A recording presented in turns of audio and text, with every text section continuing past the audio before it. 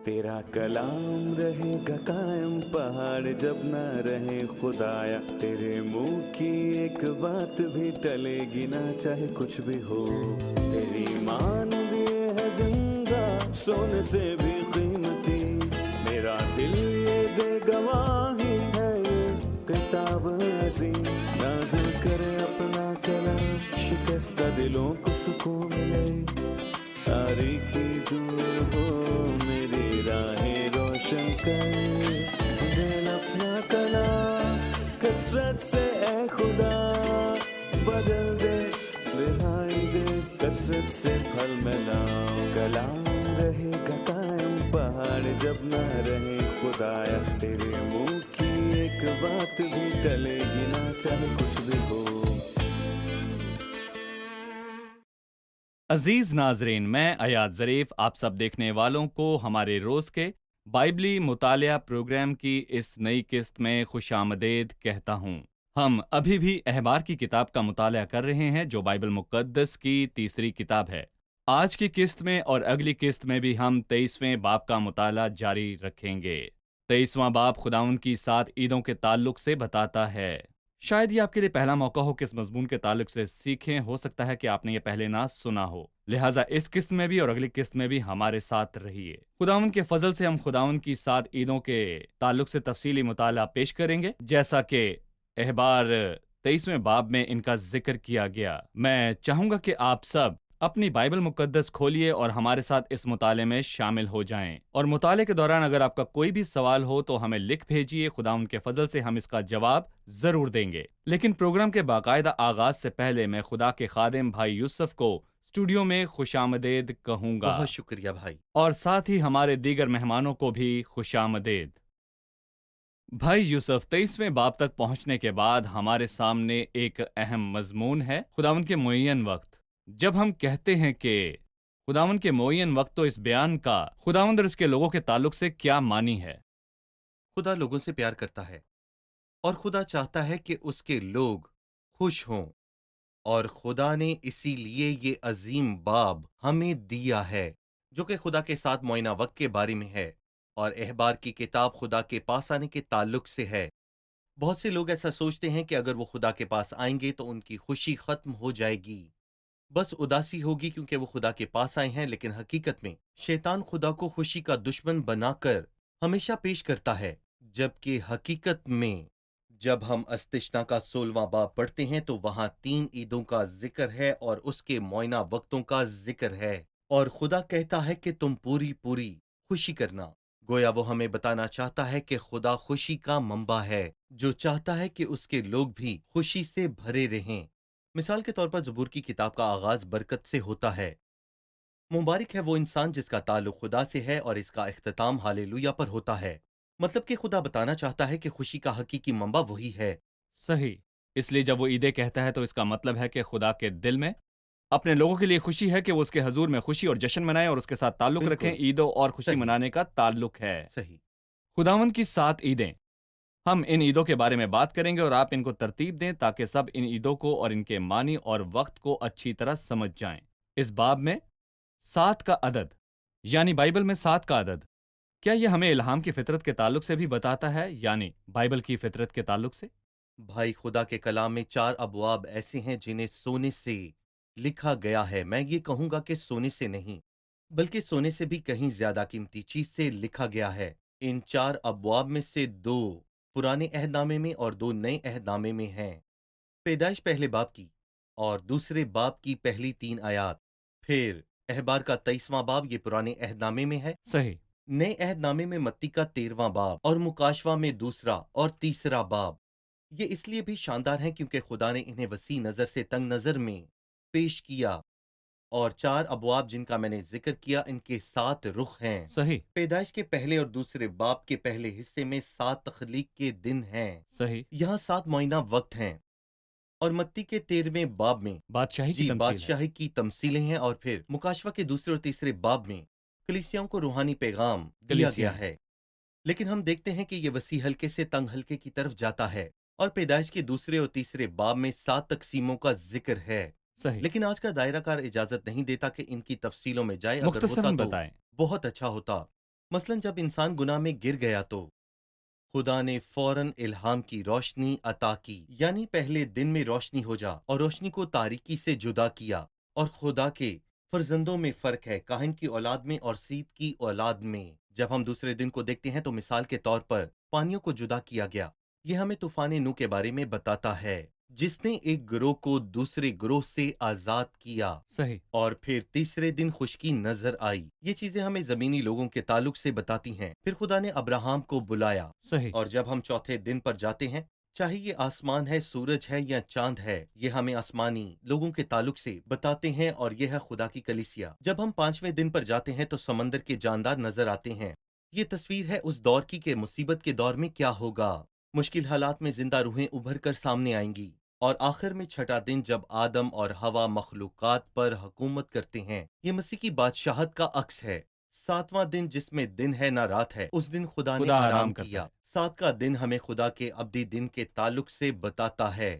یعنی ہم سمجھ سکتے ہیں کہ 6 دن اور پیدائش اس کا پہلا باب، اور پھر دوسرے باب کے پہلے حصے کی ہفت جزوی تخلیق ہمیں خدا کی 7 تقسیموں کے بارے میں واضح بتاتی ہے۔ 7 تقسیمیں یہ تقسیمیں زمین سے متعلق ہیں۔ زمین یہ سے وسیع تر حلقہ ہے جس کے وسیع تعلق تر سے آپ نے حلقہ، بتایا، اور پھر یہ حلقے تنگ ہو ہلکے جاتے تنگ ہیں۔ ہو جاتے ہیں۔ صحیح، احبار 23 میں ہم خدا کے لوگوں تک پہنچتے ہیں۔ ٹھیک ہے، یہ زمین تنگ حلقہ تنگ ہے، کیا نہیں یہ درست ہے؟ خدا جی، کے لوگ، پھر چاہے وہ ماضی کے یہودی ہوں یا موجودہ دور کی کلیسیا ہو۔ صحیح، جب ہم 13ویں باب پر پہنچتے ہیں تو وہ یہودیوں کی بات نہیں کرتا بلکہ آسمان کی آسمان کی بادشاہی کی بادشاہی، کرتا صحیح، ہے۔ جب آپ 7 کلیسیوں تک پہنچتے ہیں تو وہ آسمان کی بادشاہی کی بات نہیں کرتا جو وسیع حلقہ ہے، بلکہ صرف مسیحت کے تعلق سے۔ جی ٹھیک ہے، اور پھر ان 7 میں یہ حلقے تنگ ہوتے چلے پھر جاتے ہیں۔ مزید 7 ہیں۔ اس یہ مضمون سے ہم بہت کچھ سیکھ رہے ہیں۔ یہ انسان کی بنائی باتیں نہیں ہیں جو گھڑی گئی ہیں، نہیں، لیکن موسیٰ نے یہ سب لکھا، پھر متی نے، اور پھر یوحنا نے، غیر متعلقہ لوگوں نے نہیں۔ ہم پہلے ہی متی کی انجیل کا مطالعہ کر چکے ہیں، جی اور ہم چاہیں گے کہ ناظرین متی 13ویں باب میں موجود 7 تماثیل کا بالکل دوبارہ جائزہ لیں۔ یقیناً آپ کو ان حوالہ جات میں 7 کے علاوہ بھی صحیح، بہت کچھ اور ملے گا۔ بالکل۔ ہم ایک چھوٹا سا وقفہ لیں گے اور پھر دوبارہ حاضر ہوں گے۔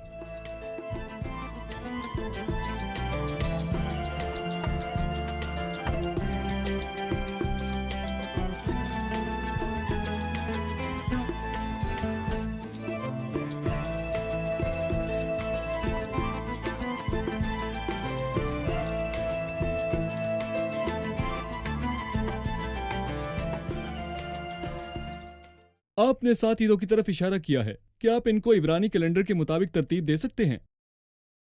در حقیقت یہ ترتیب نہایت ہی خوبصورت ہے۔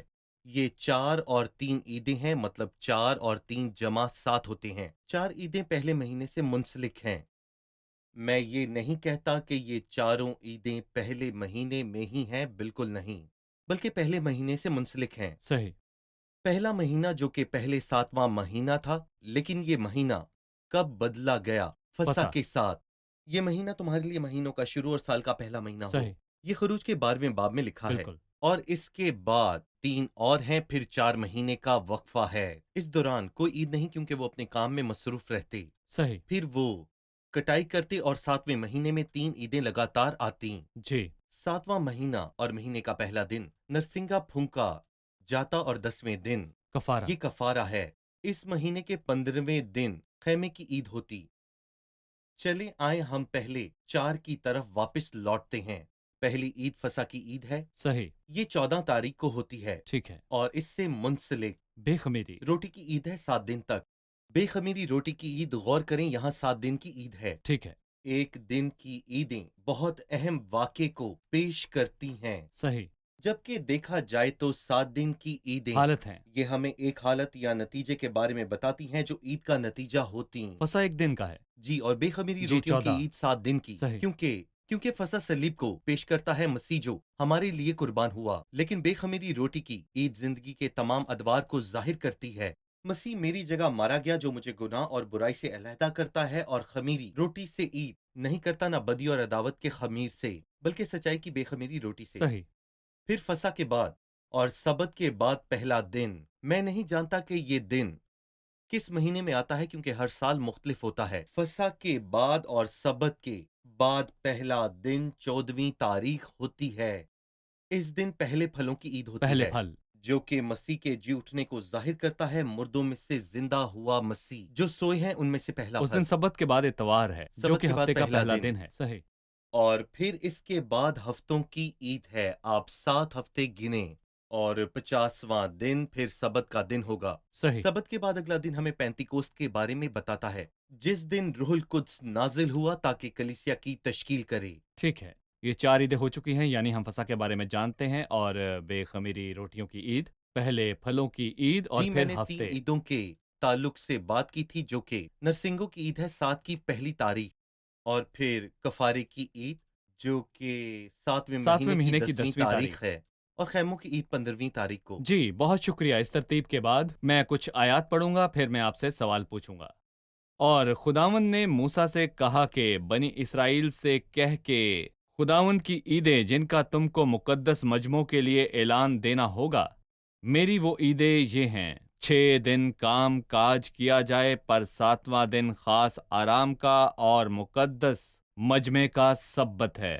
اس روز کسی طرح کا کام نہ کرنا، وہ تمہاری سب سکونت گاہوں میں خداوند کا سبت ہے۔ اس سے پہلے کہ ہم 7 عیدوں کی طرف آئیں، میں سبت کے مضمون پر بات کرنا چاہوں گا۔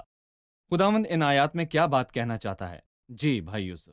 یقیناً یہ بات واضح ہے کہ سبت 7 عیدوں میں شامل نہیں ہے، کیونکہ وہ چوتھی آیت میں کہتا ہے کہ خداوند کی عیدیں یہ ہیں، یعنی جو پہلے کہا گیا وہ اس میں شامل نہیں۔ اس سے پہلے کہ میں جواب دوں، میں یہ کہوں گا کہ خداوند نے موسیٰ سے کہا، یہ الفاظ اس باب میں 5 مرتبہ دہرائے گئے۔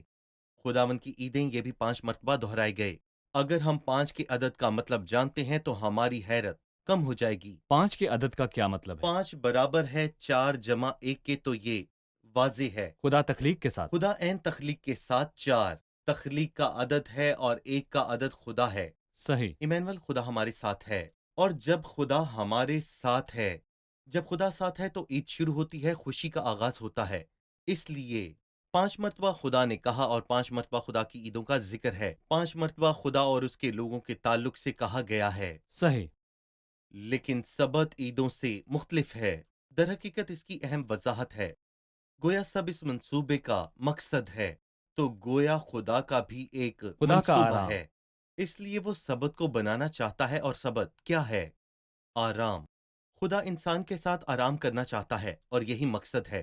اور میں یہاں پر یہ کہنا چاہوں گا کہ اس مقصد کے حصول کے لیے کچھ مراحل ہیں۔ مراحل۔ بالکل، مثال کے طور پر صدر فیصلہ کرتا ہے کہ ریلوے اسٹیشن بنانا چاہیے، یہ ایک مقصد ہے، ٹھیک ہے، لیکن ہمیں جاننے کی ضرورت ہے کہ یہ کیسے بنے گا، کہاں کھدائی ہوگی اور کہاں نہیں ہوگی، تفصیلی منصوبہ بندی ہو۔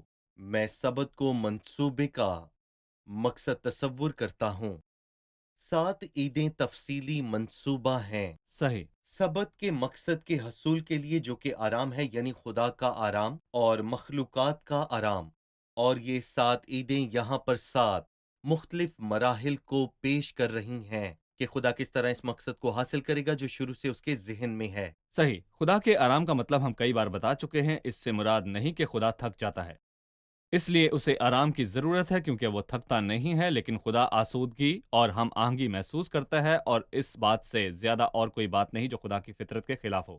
آپ نے دیکھا کہ سبت کا دن وہ واحد دن ہے جس کا نام بائبل میں ہے، اور یہ نام خداوند نے ہی رکھا ہے، یعنی خدا کا آرام جس کی طرف آپ نے اشارہ کیا۔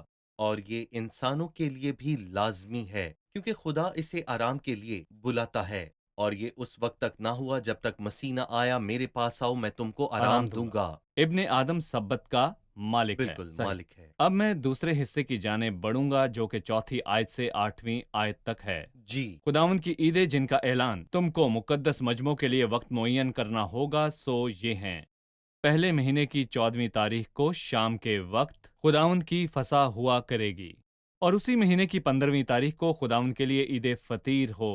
اس میں تم 7 دن تک بے خمیری روٹی کھانا۔ پہلے دن تمہارا مقدس مجمع ہو، اس میں تم کوئی خادمانہ کام نہ کرنا، اور 7ویں دن تم خداوند کے حضور آتشین قربانی گزارنا، اور 7ویں دن پھر مقدس مجمع ہو، اور اسی روز تم کوئی خادمانہ کام نہ کرنا۔ یہ آیات ہمیں پہلی 2 عیدوں کے تعلق سے بتاتی ہیں، پہلی عید فسح اور دوسری عید فطیر۔ 7 دن یعنی کہ 7 دنوں کی حالت۔ جی، فسح اور 7 بے دن۔ خمیری روٹیوں کی صحیح۔ عید کس طرف اشارہ ہے؟ ہمیں اس کے تعلق سے بتائیے۔ عید فصح کی ہم اپنی تشریح نہیں کریں گے بلکہ اس کے معنی پہلے کرنتھیوں کے 5ویں باب میں موجود ہیں، کیونکہ ہمارا بھی فصح یعنی مسیح قربان ہوا تو پس آؤ عید کریں۔ پھر فصح کی قربانی صلیبی موت کا ایک واضح عکس ہے، اور میں یہاں پر یہ کہوں گا آپ حیران ہو جائیں گے، کیونکہ جس دن مسیح قربان ہوا وہ دن فصح کا دن تھا، یعنی شریر سردار کاہن جس نے کہا کہ عید عید کے کے دن دن نہیں، اس موقع پر نہیں، ہم اس کو اس کے بعد گرفتار کریں گے۔ مسیح نے ان سے کہا کہ تم جانتے ہو 2 دن بعد عید ہے اور ابن آدم ان کے حوالے کیا جائے گا۔ کس کی بات پوری ہوگی؟ میرا خیال ہے کہ یہ بچکانہ سوال ہے کہ خدا کی بات پوری ہوگی یا پھر انسان کی بات پوری ہوگی۔ یقیناً خدا کی بات پوری ہوگی۔ مسیح صحیح۔ فصح کے روز قربان ہوا تھا، اور شریر لوگ محل میں نہیں جانا چاہتے تھے تاکہ وہ ناپاک نہ ہو جائیں، تاکہ وہ آرام سے فصح کھا سکیں، جبکہ حقیقی فصح صلیب پر کیلوں کے ساتھ جڑا گیا۔ اگر ہمارے ناظرین میں سے کوئی فصح کے تعلق سے مزید جاننا چاہتا ہو تو خروج 12ویں باب والی قسط کو دیکھ سکتا ہے، یہ یوٹیوب پر آپ کو مل جائے گی۔ بالکل فصح کے تعلق سے بات کرنے کے بعد وہ بے خمیری روٹیوں کی عید کے تعلق سے بات کرتا ہے۔ جی 15 تاریخ سے 7 دن تک بالکل۔ وہ اس عید کے دوران کس طرح کھاتے ہیں، اس تعلق سے آپ کا تبصرہ جاننا چاہیں گے۔ کسی نے کہا کہ برہ اور خمیر دونوں ایک گھر میں نہیں ہو سکتے۔ اگر ہم فصح کے برے کو لاتے ہیں تو ہم اسے لاتے ہیں اور کھاتے ہیں اور سیت ہوتے ہیں اور اس کے ساتھ کوئی خمیر نہ ہو۔ یہ بات خروج کے 12ویں باب میں ہے، تمہارے گھروں میں کسی قسم کا خمیر نہ ہو۔ یہ خمیر کیا ہے؟ کچھ لوگ غلط سوچتے ہیں کہ خمیر باعث سے برکت ہو سکتا برکت۔ ہے، اور اکثر وہ کہتے ہیں کہ خدا آپ کو خمیر بناتا ہے۔ نہیں، خدا نہ کرے کہ وہ مجھے خمیر بنائے۔ خمیر تباہ کن ہے، اور وہ سوچتے ہیں کہ شاید خمیر کوئی اچھی چیز ہے۔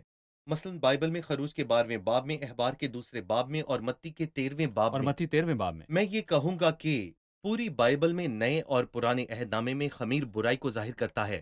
صحیح۔ اس لیے وہ کہتا ہے جب تم فصح کرو تو خمیر کو گھر سے نکال دو، صرف بے خمیری روٹی رہے۔ یہ بات طہارت اور پاک زندگی کو ظاہر کرتی ہے۔ کچھ لوگوں نے مسیح کے ہیکل میں جانے کو فصح سے منسلک کیا ہے، جب وہ اسے صاف کر رہا تھا اور کہا کہ لوگوں نے اسے ڈاکوؤں کی کھو اور تجارت کا گھر بنا دیا ہے کیونکہ وہ اس گھر کا مالک ہے۔ وہ گھر کی صحیح۔ صفائی کر رہا تھا اس خمیر میں جو اس میں موجود تھا، اور یہ ثبوت تھا کہ یہ اس کا گھر ہے، کیونکہ وہ یہوہ ہے اور یہ خداوند کا گھر تھا۔ میرا گھر دعا کا گھر کہلائے گا۔ صحیح۔ یہاں ہم ایک چھوٹا سا وقفہ لیں گے اور پھر دوبارہ حاضر ہوں گے۔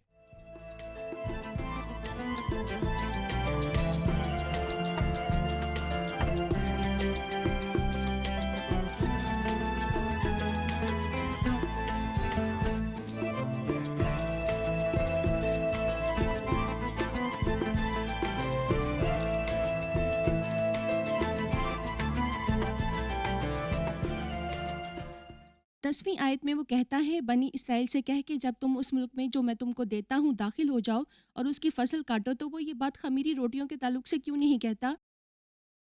کسی نے کہا کہ بائبل محض اینٹوں کا اکٹ نہیں ہے، اور یہ بات بالکل صحیح ہے۔ صحیح۔ فصح کا آغاز ملک کے مصر میں ہوا اور یہ بیابان میں منائی گئی۔ صحیح۔ کیا بیابان میں پہلے پھولوں کی عید ہونی چاہیے تھی؟ مصر میں یا پھر بیابان انہیں میں؟ فصل اگانا تھا، وہ لیکن کیسے کہاں؟ فصل بیابان میں۔ اگاتے؟ وہ مصر میں گارے میں کام کیا کرتے تھے، وہ اینٹیں بناتے اور سخت محنت کرتے۔ یہ کام نہ بیابان میں ہو سکتا تھا اور نہ ہی مصر میں، اور نہ ہی ملک کنعان میں، جب تک وہ اس پر قبضہ نہ کر لیں اور وہ ان کا نہ ہو جائے۔ اس لیے پہلے ان کو حقیقت میں اس پر قبضہ کرنا ہے۔ یہ نئے ملک کی فصل ہے۔ یہ اس کے لفظی مطلب ہیں، اور جہاں تک روحانی معنی کی بات ہے یہ اور بھی خوبصورت ہے۔ روحانی مطلب یہ ہے کہ مسیح کا مردوں میں سے پہلے جی اٹھنا ہے، جی اور مسیح کے مردوں میں سے زندہ ہونے کے باعث ہم نئے آغاز میں داخل ہوتے ہیں۔ صحیح۔ اس لیے 9ویں آیت میں گویا یہ ایک نیا آغاز ہے، اور خداوند نے موسیٰ سے کہا۔ یہ بات ہمیں یاد دلاتی ہے مسیح کے جی اٹھنے کے باعث نئے دور کا آغاز ہوا، اور مسیح ہفتے کے پہلے دن جی اٹھا۔ کچھ کہتے ہیں یہ ہفتے کا آغاز ہے، پر یہ نئے عہد کا آغاز ہے۔ صحیح۔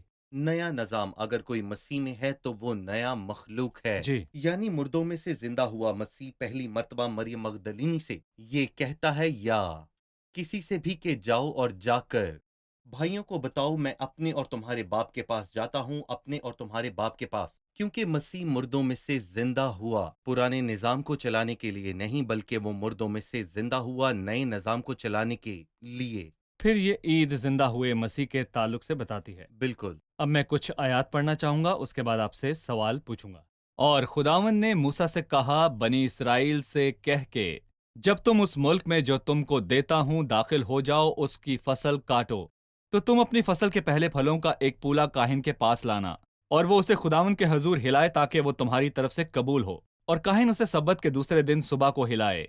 और जिस दिन तुम पूले को हिलाओ, उसी दिन एक नर बेऐब यकसाला बर्रा सुख्तनी कुर्बानी के तौर पर खुदावन के हजूर गुजराना, और उसके साथ नजर की कुर्बानी के लिए तेल मिला हुआ मैदा एफा की 2/2 हिस्से के बराबर हो, ताकि वो आतिशीन कुर्बानी के तौर पर खुदावन के हजूर राहत अंगेज खुशबू के लिए जलाई जाए। और उसके साथ मै का तपावन हीन के चौथे हिस्से के बराबर मै लेकर करना। और जब तक तुम अपने खुदा के लिए ये चढ़ावा ना ले आओ, उस दिन तक नई फसल की रोटी या भुना हुआ अनाज या हरी बाले हरगिज ना खाना। तुम्हारी सब सुकूनत गाहों में पुश्त दर पुश्त यही आइन रहेगा। आपने कहा यह मसीह के जी उठने को जाहिर करता है। पूला बजाते खुद मसीह है जो खुदा को पेश किया गया है, या मसीह के अलावा किसी और को पेश किया गया? कुछ लोगों के मुताबिक पोला महज एक गंदम का बीज नहीं जो जमीन में बोया गया और मर गया, क्योंकि उसने कहा कि जब ये मर जाता है तो फल फल लाता लाता है। है। और कुछ लोग इस पोले में फल को देखते हैं। इस मसले का हल, जिसे हम नहीं जानते, मत्ती के 27वें बाब में है। और ये मसला क्या है जो कि उलझन का बाइस है, लेकिन यहाँ हम इसका हल देखते हैं। कब्रें खोली गईं और बहुत से जिस्म उन मुकद्दसों के जो सो गए थे वो जी उठे। वो मसीह के जी उठने के बाद कब्रों से निकल आए, सही। और फिर इसके बाद वो बहुतों को दिखाई दिए। और वो बहुतों ये को। नहीं कहते कि बहुतों ने उनको देखा। हमें बाइबल के लफ्जों पर तवज्जो देने की जरूरत है। इसमें फर्क है कि बहुतों ने उनको देखा, वो हमारी तरफ हैं, और वो बहुतों को दिखाई दिए, इसलिए उनके अंदर सलाहियत थी कि वो दिखाई दें या ना दें। इसका मतलब है जिंदा बदन। सही। वो बदन के साथ जिंदा हुए। नहीं, एक और मसला भी है। मसीह ने मरियम मगदलीनी से यह भी कहा कि मुझे ना छू, मैं अभी तक बाप के पास नहीं गया। लेकिन कुछ देर बाद वो मत्ती के 28वें बाब में दो औरतों से मिलता है। वो उसके पास आई और उसके कदम पकड़ लिए। पहले उसने कहा मुझे ना छू, फिर उन्होंने उसके कदम पकड़ लिए, क्योंकि वो आसमान पर चला गया और फिर नीचे आया। जब वो आसमान पर गया तो उसने उसने क्या पहले फल किया? का पूला हिलाया। बिल्कुल, वो सही। हिलाने के लिए पूला ऊपर ले गया और जिंदा हुए मुकद्दसीन को आसमान पर ले गया और खुदा के सामने हिलाया। फिर उसने गमजदा शागिर्दों के पास आकर अपनी मोहब्बत की खिदमत को शुरू किया और उनके ईमान को मजबूत किया और कुव्वत दी, और आसमान पर जाने के बाद इस नई सूरत हाल के लिए उनको तैयार किया। भाई, ये बहुत ही अहम बात है कि आप बाइबल के मुख्तलिफ हिस्सों को आपस में मिला रहे हैं। मत्ती 27 और 28 बाब एक पहेली है, और सही। हम इसे अहबार 23 की रोशनी में समझ सकते हैं। हम सिर्फ और सिर्फ पूरी बाइबल को सामने रखते हैं क्योंकि हर एक सहीफा जो खुदा के इल्हाम से है, तालीम के लिए फायदेमंद है। हम किसी हिस्से को बाइबल के बाकी हिस्सों से जुदा करके समझ नहीं बिल्कुल सकते। सही। मैं हफ्तों की ईद के ताल्लुक से आखिरी तबसरा चाहूंगा, और अगली किस्त में हम हफ्तों की ईद के ताल्लुक से तफसीली बात करेंगे। हमें हफ्तों की ईद के ताल्लुक से मुख्तसर बताएं, जैसा कि इसका जिक्र 15वीं आयत में होता है। जैसा कि हमने कहा कि ये ईद पहली ईद से मुंसलिक है, जो कि पहले महीने से भी मुंसलिक है। मतलब फसा के बाद, सबत के बाद के दिन, जिसमें मसीह जिंदा हुआ, और मसीह यकीनन तीसरे दिन जिंदा हुआ सबत के बाद के दिन। मतलब फसा के बाद सबत के पहले दिन। सही। और ये बाइबल की शान और दुरुस्तगी है, क्योंकि खुदा वक्तों और मेयारों पर इख्तियार रखता है और बाप ने अपने पास रखा। और अगर खुदा ही वक्तों और मेयारों पर इख्तियार ना रखता तो फिर कौन रखता? दुरुस्त। और फिर आप 7 हफ्ते गिनते हैं ताकि 50वें दिन तक आप पहुंच सकें। बाइबल 50वें दिन के ताल्लुक से बताती है, जब ईद पेंतिकोस का दिन आया तो वो सब यकदिल होकर ईमाल के दूसरे बाब में फिर रूहुल कुद्स उन पर नाजिल हुआ, और इसका सबूत उन्हें गैर जुबान की नेमत के साथ मिला। वो आया और कलीसिया की तश्कील हुई, यानी पेंतिकोस कलीसिया का। जी जन्मदिन बिल्कुल, है। ईद पेंतिकोस। इसलिए यहाँ हमें खूबसूरत अल्फाज मिलते हैं, तब तुम खुदावंद के लिए नजर की कुर्बानी गुजराना। और यहाँ पर 16वीं आयत में लिखा है कलीसिया नजर उस की वक्त नई नहीं थी। कुर्बानी। क्यों? क्योंकि कलीसिया एक नई चीज है जो और जमानों में बनी आदम को इस तरह मालूम ना हुआ था, जिस तरह इसके मुकद्दसीन रसूलों और अंबिया पर रूहुल कुद्स में जाहिर हो गया। और इसके बाद वो कहता है कि तुम अपने घरों में से, और ये बात हमें इमाल दूसरे बाप की तरफ ले जाती है। इसके बाद वो कहता है 2 गिरदे। हैरत, सिर्फ 2 गिरदे? क्योंकि कलीसिया यहूदियों और गैर यहूदियों से मिलकर बनी है। कलाम किस शानदार कदर अल्फाज। शानदार अगली है। किस्त में खुदा ने चाहा तो हम हफ्तों की ईद और बाकी ईद के ताल्लुक से तफसील से बातचीत करेंगे, और खुदावंद की 7 ईदों के तस्वर को मुकम्मल तौर पर समझ जाएंगे। अभी हमारे प्रोग्राम का वक्त आमीन। खत्म हुआ चाहता है। आइए मेहमानों से आज के प्रोग्राम की राय जानें। آج کے پروگرام سے آپ نے کیا سیکھا؟ ہم نے احبار 23 میں دیکھا کہ خدا کی 7 عیدیں ہیں، 4 عیدیں پہلے مہینے اور 3 7ویں مہینے میں منسلک ہیں۔ 4 جو پہلے مہینے سے منسلک ہیں وہ ہیں عید فصح، عید فطر، پہلے پھلوں کی عید اور ہفتوں کی عید، لیکن 3 عیدیں 7ویں مہینے سے منسلک ہیں، یعنی نرسنگوں کی عید، یوم کفارہ اور خیموں کی عید۔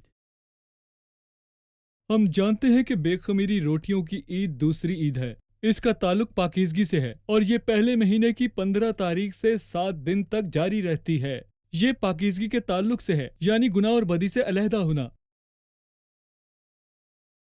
ہم جانتے ہیں کہ خداوند کی عیدوں کا مطلب ہے خدا اپنے لوگوں سے پیار کرتا ہے، وہ چاہتا ہے کہ ہم خوش نہ ہوں، کہ جیسے ابلیس گناہگار کو کہتا ہے کہ جب وہ خدا کے پاس آئے گا تو وہ خوش نہیں ہوگا، برعکس اس کے خدا کا انسان کے لیے ارادہ ہے کہ وہ مکمل خوشی حاصل کرے۔ شکریہ، خدا آپ کو برکت دے بھائی، آپ خدا کا آپ بھی کو برکت دے۔ شکریہ۔ عزیز ناظرین، آج کی قسط میں ہم نے نہایت اہم تعلیمی سچائی کو سمجھا ہے کہ خدا کے دل کا ارادہ اور مقصد سبت کا دن ہے۔ لفظ سبت کا مطلب ہے آرام۔ اس کا مطلب یہ ہرگز نہیں کہ خدا تھک جاتا ہے اور اسے آرام کی ضرورت ہے، یقیناً نہیں، بلکہ خدا آسودگی اور ہم آہنگی کی حالت تک پہنچتا ہے جب وہ دیکھتا ہے کہ ہر چیز اس کی فطرت اور مرضی کے مطابق ہے۔ اس لیے کچھ مراحل ہیں جو وہ چاہتا ہے اور جن کا پورا ہونا ضروری ہے تاکہ مخلوقات کو اس ہم آہنگی میں لا سکے۔ ان مراحل کی بنیاد فصح کی عید ہے جو صلیب پر مسیح کا کفارہ ہے، کیونکہ صلیب پر مسیح کا کفارہ خدا کے آرام میں داخل ہونے کے لیے مرکزی حیثیت رکھتا ہے۔ مسیح دنیا میں آیا اور اس نے ان الفاظ سے اظہار کیا کہ ابن آدم سبت کا مالک ہے۔ اس نے آرام کی بات کی اور کہا کہ اے بوجھ سے دبے تھکے ماندو میرے پاس آؤ، میں تم کو آرام دوں گا۔ عزیزوں، میں آپ سے یہ کہنا چاہتا ہوں کہ مسیح کے علاوہ اور کہیں آرام میسر نہیں ہے۔ جب ہم اپنے بوجھوں اور خطاؤں کے ساتھ اس کے پاس آتے ہیں اور دیکھتے ہیں کہ مسیح صلیب پر ہے تاکہ ہماری خطائیں اور کمزوریاں اپنے اوپر اٹھا لے، تو ہم خود کو اس کے صلیبی کفارے کے سامنے جھکاتے اور انحصار کرتے ہیں۔ تم جو راست بازی کے متلاشی ہو، اب آرام کرو، کیونکہ ہمارے نجات دہندہ نے یہ کام مکمل کر دیا ہے۔ مسیح کے صلیبی کفارے کی بدولت اب آرام کریں، یعنی آپ آرام میں داخل ہوتے ہیں، آپ اس کے سبت میں داخل ہوتے ہیں۔ اگلے پروگرام میں آپ سے پھر ملاقات ہوگی۔ خدا آپ سب کو برکت دے۔